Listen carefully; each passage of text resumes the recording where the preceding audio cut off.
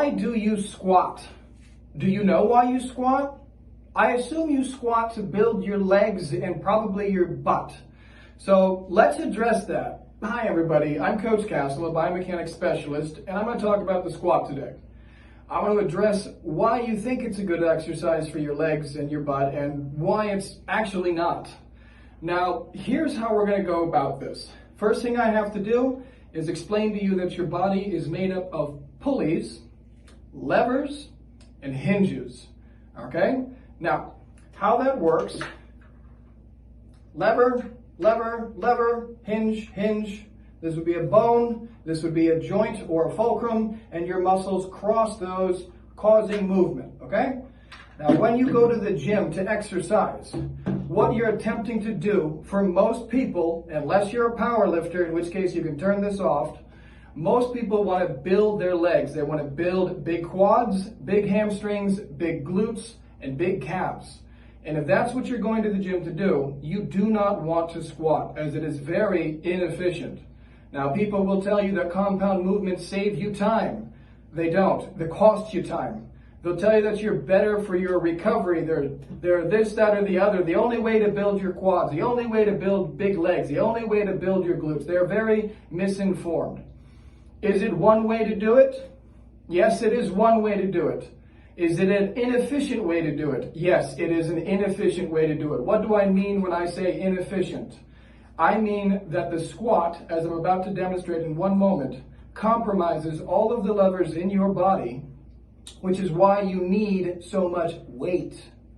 It causes spinal compression. I don't need to get into why that's bad in this video, I don't think. It's not a good exercise, and it impedes your recovery. Now, I am a high-performance coach. I specialize in efficiency, getting people in and out of the gym fast, building muscle rapidly, as quickly as possible, and recovering to the best of my clients' abilities. That's one thing that I do, and that's what I'll be talking about here.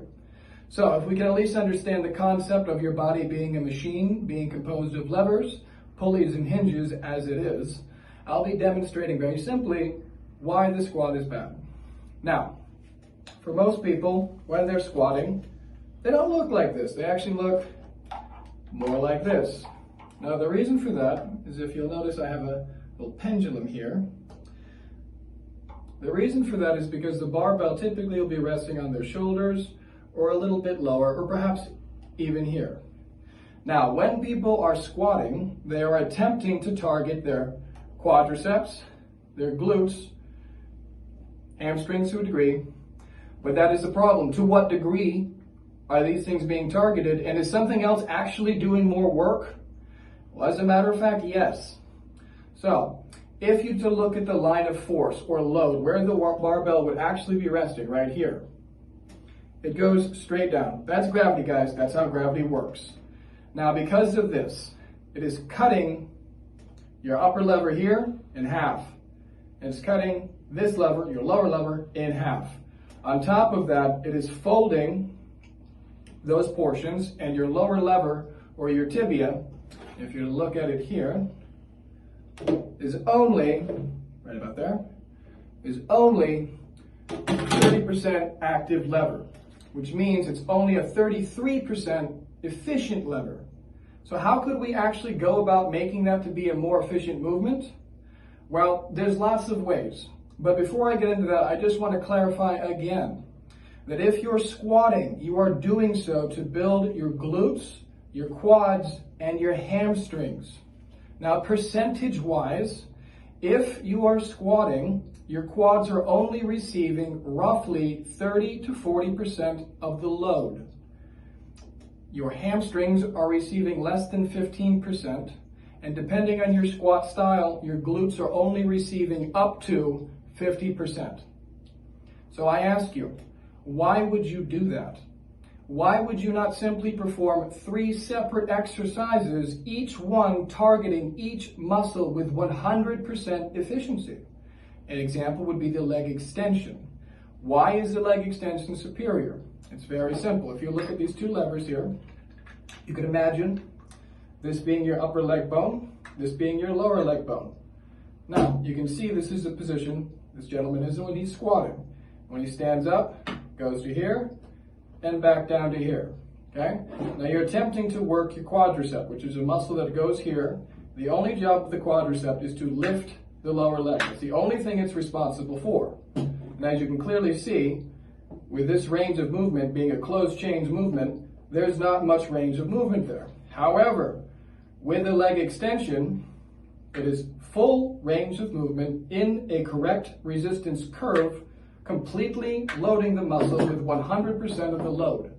Now that load is of course being magnified by your lower leg, but with the leg extension, it is a 100% efficient lever, meaning 100% of the load is being transferred onto your quads, unlike with the squat.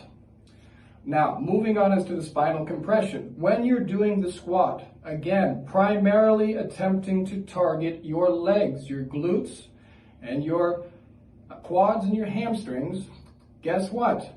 Your erector spinal, or your, let's just call it your back for those of you who know what it is actually taking more load than your legs are. That's right. Your back is loaded more than your legs, even though this is a leg exercise. Does that make sense to you? On top of that is the spinal compression. Again, does that make sense? This is a 3-lever movement. 1 lever, 2 lever, and 3 lever. Your back is the longest lever, therefore it is the most loaded. It's also compromised. Guys, the squat is not a good exercise. The reason you're forced to squat so much weight is because you are ineffectively using your levers. That's it, guys. I hope it helps.